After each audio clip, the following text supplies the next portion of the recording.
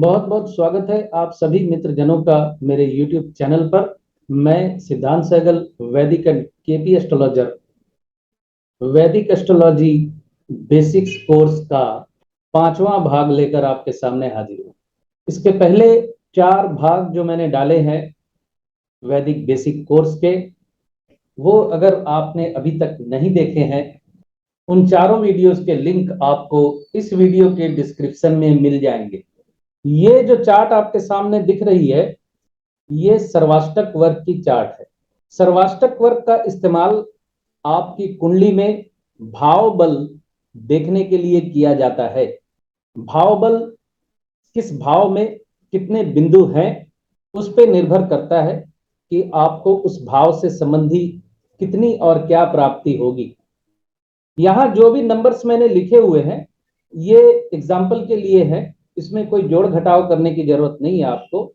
आप सिर्फ मेरी बात को ध्यान से सुने। एकदम ऊपर 36 बिंदु जहां लिखे हुए हैं वो लग्न है, प्रथम भाव है, और बाकी उसी हिसाब से 12 भाव आपके सामने रख दिए मैंने। यानी किस भाव में कितने बिंदु हैं सर्वाष्टक वर्ग के तौर पर एक एग्जाम्पल के तौर पे आपके सामने रखे हैं मैंने। अक्सर लोग पूछते हैं सर्वाष्टक वर्ग का फलादेश में क्या रोल है।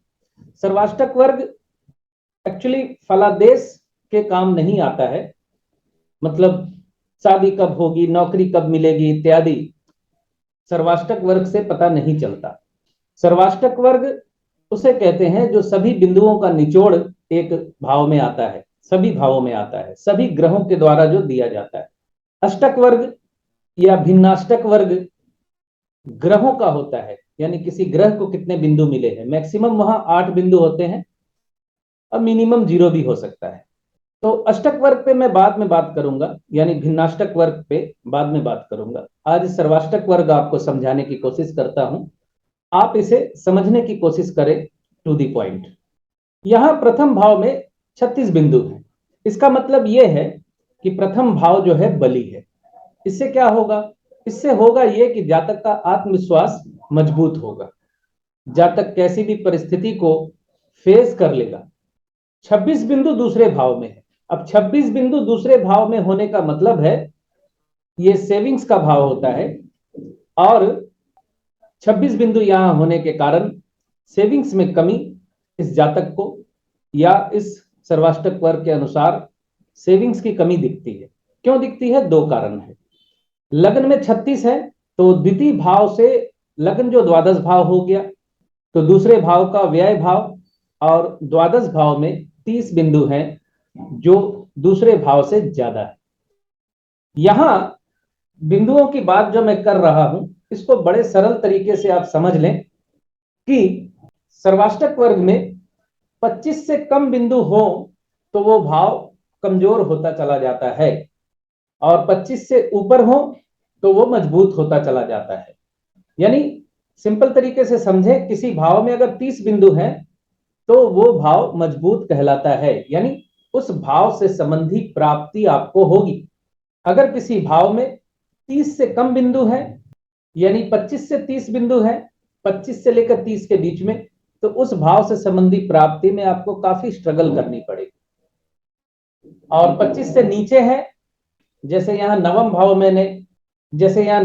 में मैंने 21 बिंदु दिए हैं, तो नवम भाव कमजोर हो गया। नवम भाव से संबंधी जो प्राप्ति होनी होगी वो कमजोर हो जाएगी, यानी उच्च शिक्षा में बाधा आएगी, धर्म कर्म में उतना मन नहीं लगेगा, जातक धार्मिक परंपराओं इत्यादि को मानने वाला नहीं होगा उतना। हालांकि ये शुरुआती बिंदु है सर्वाष्टक वर्ग के तहत। उसके बाद कौन सा ग्रह है, वो भाव का ग्रह कहाँ है, इन सब बातों पे भी फ्लैक्चुएट होगा फलादेश। तो मूल बात जो मैं आपको समझाना चाहता हूं वो समझिए। लग्न में यहाँ 36 बिंदु है, सप्तम भाव में 22 बिंदु है, यानी सप्तम में अगर 22 बिंदु है तो दाम्पत्य जीवन कमजोर होगा। और ध्यान देने वाली बात यह है कि जब भी दाम्पत्य जीवन को, विवाहित जीवन को आप समझने की कोशिश करेंगे तो छठे भाव में कितने बिंदु हैं ये देखना होगा आपको। छठे भाव में यहाँ 30 बिंदु हैं और यहाँ 22 बिंदु है, तो छठा भाव सप्तम भाव का द्वादश भाव हो जाता है। तो छठा भाव सप्तम भाव का द्वादश भाव हो जाता है, तो यहाँ सप्तम भाव से छठा भाव मजबूत होना, यह भी सप्तम भाव को कमजोर करेगा। यानी किसी भी भाव का व्यय भाव अगर मजबूत है तो संबंधित भाव को कमजोर कर देगा। यानी जिस भाव से द्वादश भाव में बिंदु ज्यादा है। पंचम में 28 बिंदु हैं। शिक्षा, प्रेम संबंध, संतान इत्यादि में मशक्कत करनी पड़ेगी, यानी मुश्किल से प्राप्ति होगी। 25 से 30 के अंदर मुश्किल से प्राप्ति, 30 से ऊपर जैसे ही जाने लगते हैं बिंदु, तो उस भाव से संबंधी प्राप्ति अच्छी होती है। जैसे यहां दसम भाव में 32 बिंदु है, तो मान सम्मान, पद प्राप्ति, कर्म व्यस्तता, पिता की सरपरस्ती इत्यादि की आशा कर सकते हैं। एकादश भाव में 31 बिंदु है, प्राप्ति होगी, इच्छा पूर्ति होगी। द्वादश भाव में 30 बिंदु है, ऐशो आराम, नींद, आलस, बेडरूम प्लेजर इत्यादि के लिए अच्छा है। 36 बिंदु मैंने बता ही दिया लगन में, तो आत्मविश्वास मजबूत होगा। अष्टम भाव में 18 बिंदु है। अब 18 बिंदु है, अष्टम भाव मतलब कमजोर है लगन से। देखिए किसी भाव में जैसे नॉर्मली 6, 8, 12 भाव अच्छे नहीं होते, जैसे छठा भाव, अष्टम भाव और द्वादश भाव लगन के बिंदुओं से मजबूत नहीं होना चाहिए। यहां है भी नहीं इस हिसाब से। लेकिन अगर यहां स्थिति बदलती है, मान लीजिए लगन में 28 बिंदु है और छठे में 32 बिंदु है, तो जातक का स्वास्थ्य प्रभावित होता रहेगा। अष्टम में 32 बिंदु है तो जातक का जीवन कष्टकारी होगा। द्वादश में ज्यादा बिंदु हैं तो वहां भी कष्टकारी इंडिकेशन होता है। ये सर्वाष्टक वर्ग के बिंदुओं के आधार पे दशा, अंतरदशा, कनेक्टिविटी, प्लैनेट की प्लेसमेंट वो अलग मसला है। आपको मैं इस बात को समझने के लिए यूं समझा दूं कि किसी भी भाव के फल को अगर आपने समझना है तो वहां कम से कम 5 लेयर हैं, 6 लेयर हैं।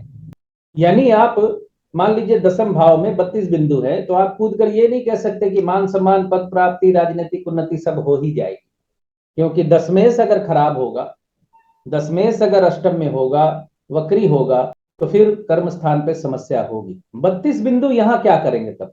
32 बिंदु ये करेंगे कि आपको भूखा नहीं मरने देंगे, काम मिलता रहेगा।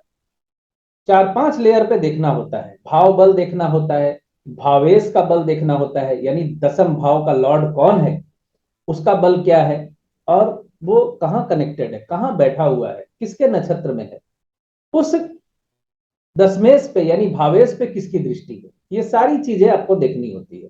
4-5 पैरामीटर से क्रॉस करके आपको एक भाव के बारे में फलादेश करना होता है। यहां मैं सिर्फ आपको सर्वाष्टक वर्ग के बारे में बताने की कोशिश कर रहा हूं।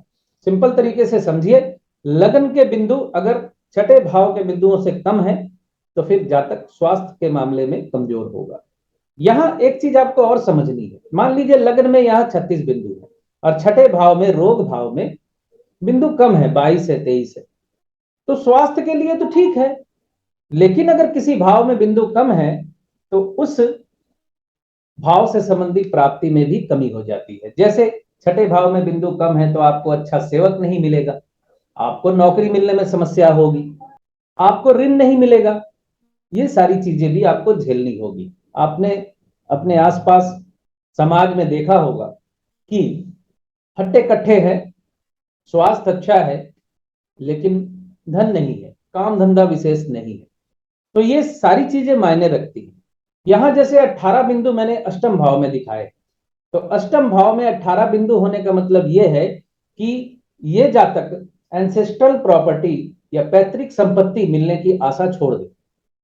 यानी अष्टम भाव से अचानक धन प्राप्ति, पैतृक संपत्ति की प्राप्ति जो देखी जाती है वो जातक को नहीं मिलेगी। हाँ, अष्टमेश अगर वेल कनेक्टेड है, अच्छी जगह पे बैठा हुआ है, तो कुछ सामयिक मामूली सी प्राप्ति की आशा आप कर सकते हैं। लेकिन अष्टम भाव कमजोर है यहाँ, तो पैतृक संपत्ति के मामले में आपके लिए फेवरेबल नहीं होगा। चौथे भाव में यहां मैंने 23 बिंदु दिखाए हैं, तो 23 बिंदु का मतलब यहां है, तो चौथे भाव में अगर आपको 25 से कम बिंदु मिलते हैं तो इसका मतलब यह है कि आप अपना घर, मकान, वाहन इत्यादि नहीं प्राप्त कर सकेंगे। करेंगे भी तो स्थायी नहीं होगा। यानी वाहन सुख, मकान सुख और जीवन में सुख, क्योंकि चौथा भाव सुख भाव होता है, इसमें थोड़ी कमी महसूस आप करेंगे। हो सकता है करोड़ों हो आपके पास लेकिन माता का सुख ना हो सकता है आपके पास करोड़ों हो लेकिन आप अपना मकान नहीं बनवा पा रहे, किसी कारण से बनाया भी है तो किसी लिटिगेशन में फंस गया है। ये स्ट्रगल्स जातक को झेलने होते हैं जिंदगी में। किस भाव से क्या देखा जाता है मैं पिछले वीडियोस में आपको बता चुका हूं। उन वीडियोस को देखते हुए आपने इस वीडियो को समझना है कि किस भाव में कितने बिंदु हैं तो क्या प्राप्ति या अप्राप्ति होने के योग बन रहे। जैसे तीसरे भाव में 27 बिंदु हैं तो ये बैलेंसिंग नंबर है, कम्युनिकेशन के मामले में सफलता मिलेगी।